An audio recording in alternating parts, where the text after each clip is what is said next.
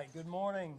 Good to see everyone back in the building again and here for our first practice. So I'd like to start off, I know we're coming off of the Memorial Day weekend, holiday, and Memorial Day in particular, and expressing our gratitude as an organization to all those who have served our great country and committed so much time, and in some cases their lives, to our freedom.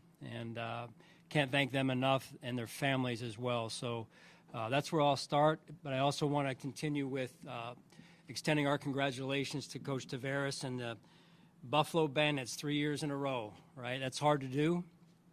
I know it's hard to do one time, let alone three. And so tip my cap to them, and a great Buffalo salute to that organization, their team, and what Coach has been able to do there. Again, just remarkable. So getting us started here as it relates to the Bills, attendance-wise, all but James are here and accounted for.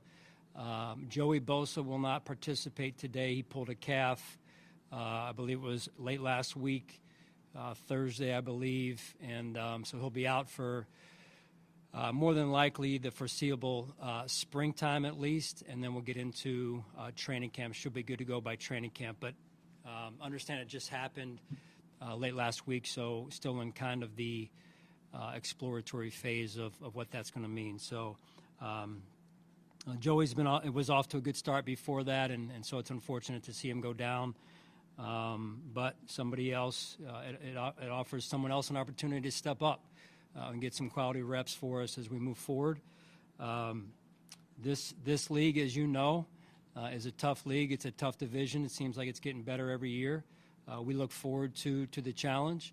We understand the challenge that's in front of us, and we need to take it one day at a time. So some new faces, some new names, as you guys are aware, and we're looking forward to getting to know them and how they integrate it into our overall team as we move forward here. So been real proud of the way that the players have been here from an attendance standpoint and their focus to this point as well. So a lot of good work in the weight room, a lot of good work in the training room, getting our guys stronger, getting our guys faster, and then and getting on the field today. So with that, I'll turn it over to you with your questions. Hey, Sean, with James Cook, how open has the communication been between you and him that when he does get here? Yeah, we're staying in touch, like you'd expect a player and a coach to do.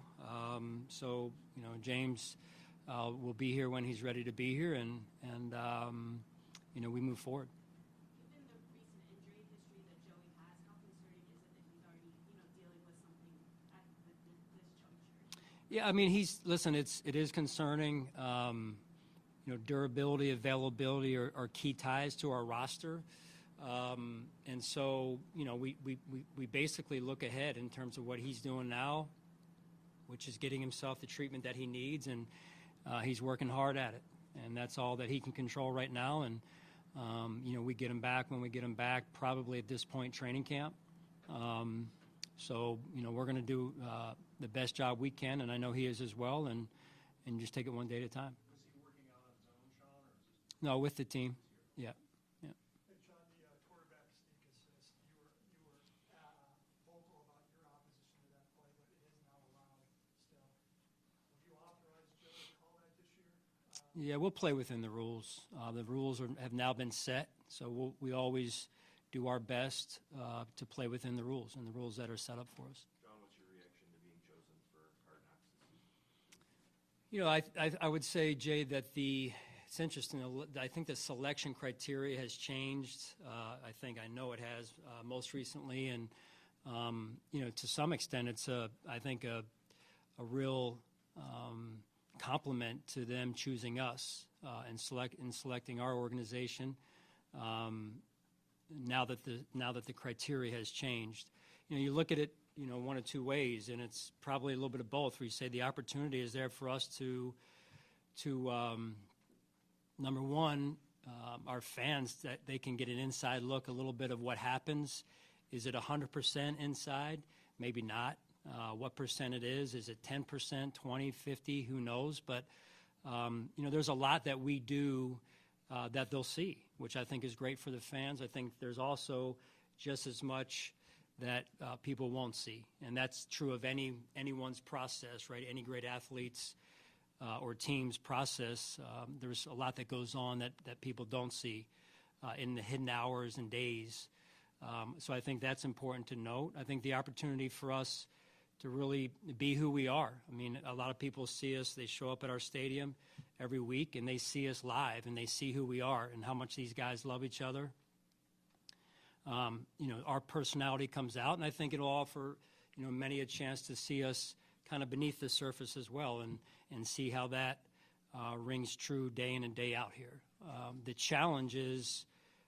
real challenge is to us is the authenticity of who we are and building that critical trust that is so important to building a good, healthy relationship among players, among staff and players.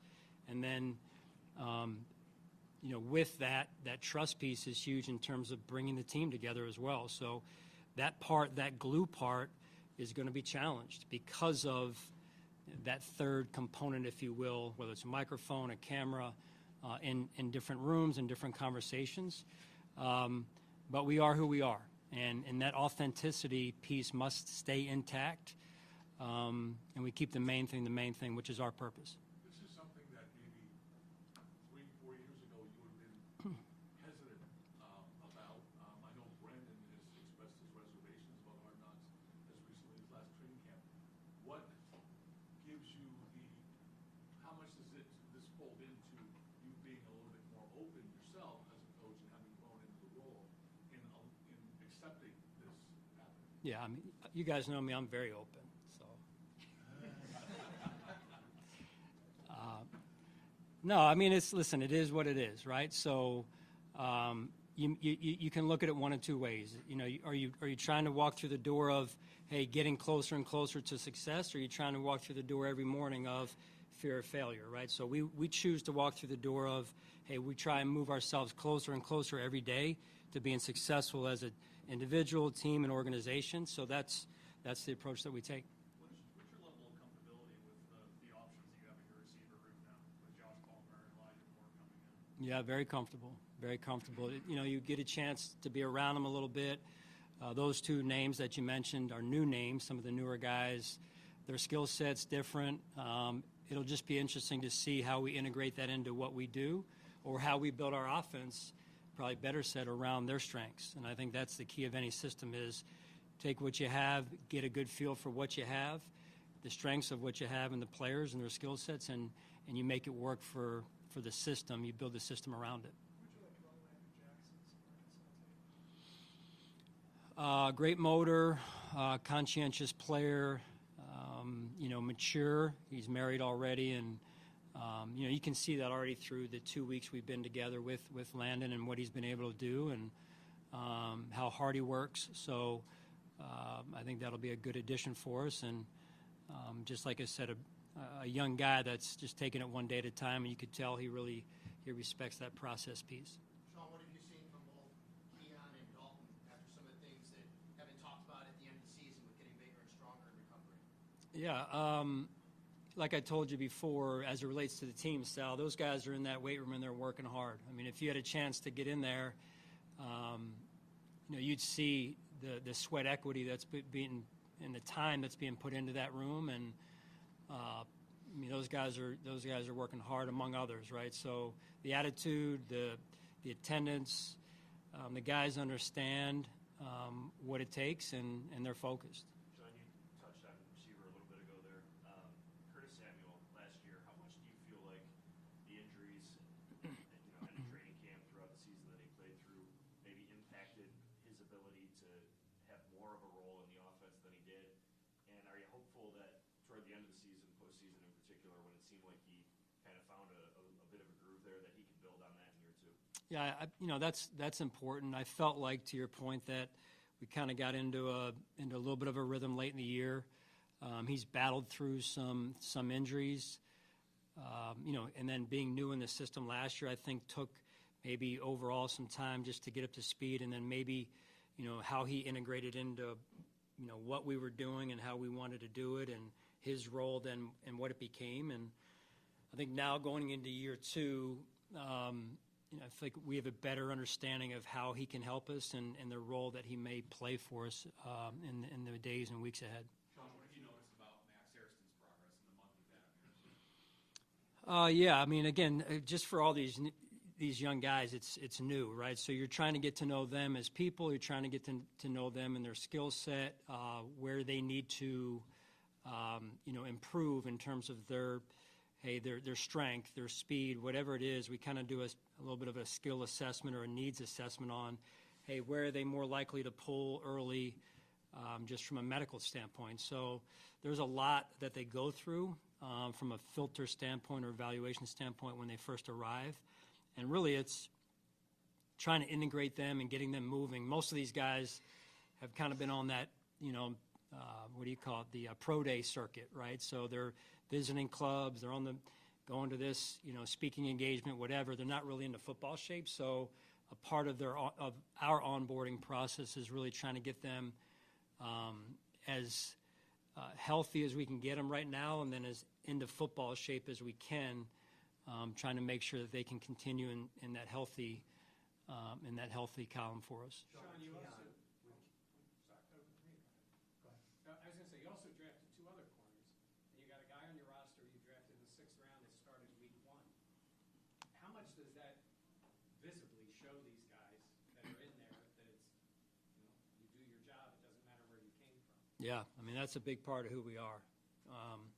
We tell them, if you guys were in the rookie minicamp, our first meeting together was, now that you're inside the building, we don't care where you were drafted. 1st round pick, 7th round pick, undrafted free agent.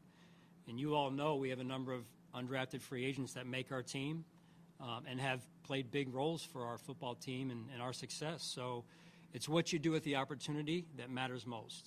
And whether it's the 1st round pick or somebody that's drafted lower, CB drafted lower, is now on his 2nd contract. So, he's a great example of hard work and being about the process and improving every day. With Keon, I know there hasn't been a lot to assess this offseason. We're very early. But in terms of when you've been around him, when you've had conversations with him, has there been anything that's kind of stood out to you as a maturity maybe starting to blossom? Yeah, when he came back, he really looked like he had been working. And that's the information we were getting in our little conversations with him during that kind of, down period. When he came back, he was in really good shape. You could tell he had been working drill-wise, weight room-wise. So, real proud of what he's done to this point in the off season. Continuing it now as we get into the 3 weeks of practice will be important, and then on into the summer break. Sean, what's any jitters from Josh, given his upcoming nuptials? Jitters from Josh? Yeah, given his upcoming nuptials or I'm not going to get into any of that. Good try, John, on that. But he is as confident and as calm, cool, and collected as he always is. Last week, the NFL announced the addition of the Protector of the Year award for offensive linemen. What are your thoughts on that significance of the award for those guys, and then Dion especially being at the forefront of, arguing for that type of award? Right. No, I've heard of that, and it's no surprise Dion was involved in that. He's a big time, not only asset to our organization and team, but also an advocate for, I think, players overall. And he's done a really good job of that and going about it the right way, because there's another way to go about it. And I thought he took the right approach, and I think it's good for the league. I really do. And then certainly they ruled that way. So, those old linemen in particular, they don't get a lot of pub, and maybe that's going to change a little bit. So. Sean, you said accounted for. You used the phrase people are accounted for. Is Josh here? Josh is here. Yes. What does that say? I think it says everything, right? So he is the face of our organization. He's the leader of our team, and when he's here, like anything else as a leader, it speaks and it holds a tremendous amount of weight, right? Like any leader, in particular the leader of the team, those words that he says and his actions are exponentially impactful, right, to the whole roster, the whole team. What's it been like to have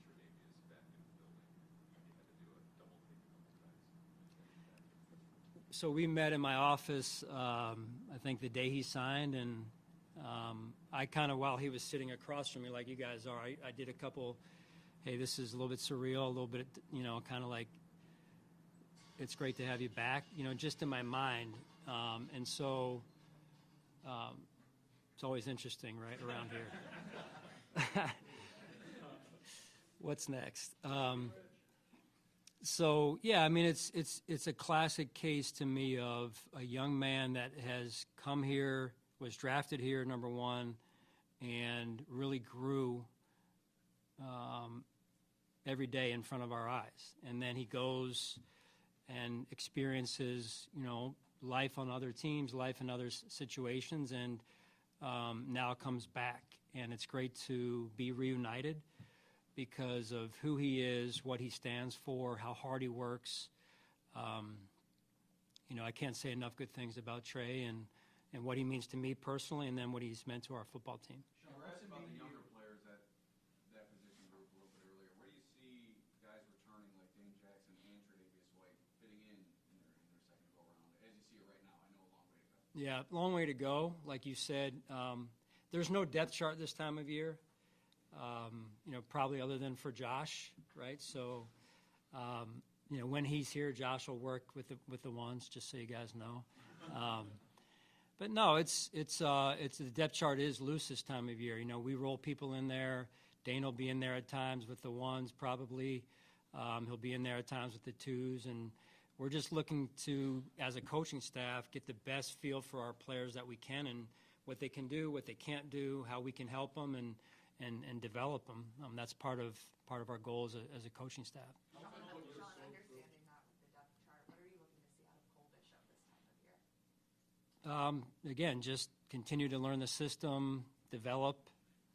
The weight room was mentioned earlier. I think that's a big piece for Cole. And, you want a young player to understand the system to the point where he can play fast and you can see his true skill set.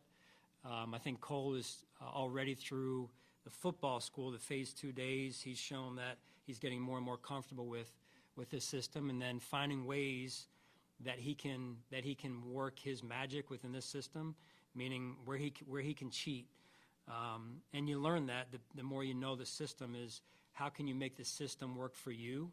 And as a DB goes, it's where's my help? How can I cheat? If I can drive this route, somebody else can protect me over the top. It's kind of knowing the parts that relate to the overall total whole of the process there. Coach, as you guys start OTAs here and mandatory minicamp soon enough, what's your goal with the team? Really, our goal overall is to take it one day at a time right now, and then just continue to find out who we are. I say this every off season, but the team has got to get connected, and that means guys spending time together, getting to know one another. That's a big part of who we are, but an important part of who we are, because it's hard to do that once adversity hits. It's hard to do that in the middle of the season when we say, hey, all right, we're going to have a kumbaya meeting and everyone's going to sit down and air our grievances and get to know one another and go to dinner. You can't do that then. You got to do it now. And so these guys being here is important because it offers them the opportunity to go play golf, go bowl, go to dinner, whatever the outing might be. And that's how you get to know one another and your new teammates in particular. And then beyond that, it's them getting on board with the techniques, the fundamentals, situationally, how we want to play the game. And so that's important as well this time of year. Sean, can you reflect on your own growth process when it comes to just adapting and having fewer practices, this time around, knowing how much it wears on their body? Yeah, well, I think that's big, right? You want to be, aware of where your team is every year. And this is a new year, but there's also been a number of players who have been with us through the late runs into the playoffs, in consecutive years for multiple years now. So that was a big piece of, cutting the last week, and then also the rest component. So the way things got moved on the NFL schedule got moved back into what would have been the players' rest. And so I just think that's big, that we can give them that rest as they head into training camp. that we go into training camp firing on all cylinders. Is it surreal at all to do this whole press conference with Vince Carter? Yeah, my first interaction with Vince was at the Tahoe tournament. We were talking about it a few minutes ago. So I got around him then, and he saw my game in full color. And so that's why he's here, actually. He came to help me with my golf game. No, it's great to have him here. And you talk about, high-level performers.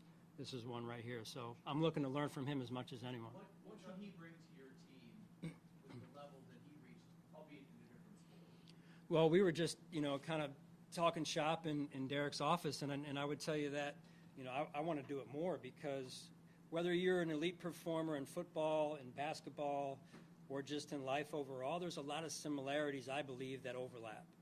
And if you can just pull one thing from someone and their experience, I think that helps you, right? So I wasn't like this when I was younger. My parents would say I wasn't into reading books and this and that.